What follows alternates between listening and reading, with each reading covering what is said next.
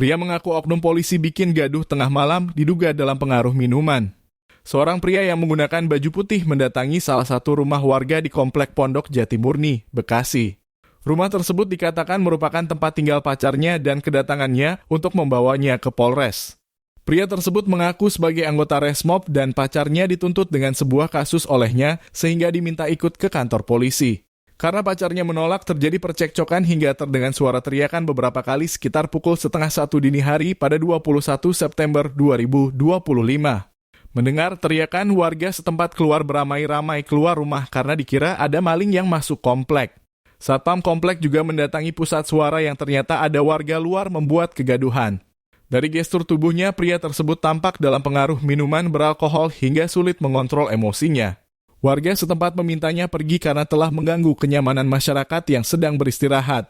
Akan tetapi pria tersebut menolak pergi jika tak bersama pacarnya, hingga berakhir cekcok dengan warga setempat. Hingga akhirnya, warga dan satpam membawanya ke Balai RW sembari menunggu pihak kepolisian yang telah dihubungi.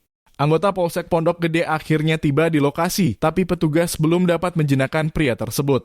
Pria yang mengaku oknum polisi tidak bisa kooperatif dan bersikap semaunya hingga membuat warga geram.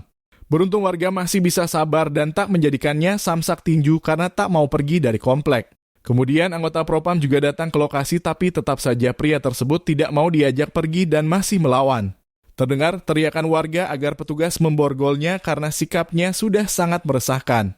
Namun petugas tak kunjung memborgolnya, hanya diajak negosiasi, hingga akhirnya bersedia dibawa ke kantor polisi dengan syarat tertentu. Syarat yang diberikan adalah ia hanya mau dibawa pergi dengan menggunakan mobilnya dan dikemudikan oleh polisi.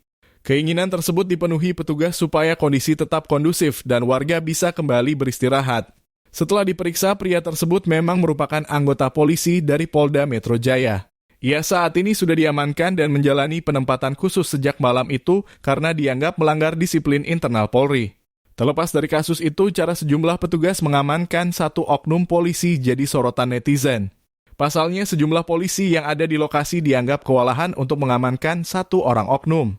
Walaupun warga meminta agar polisi memborgolnya supaya cepat diamankan, tapi hal tersebut tak juga dilakukan.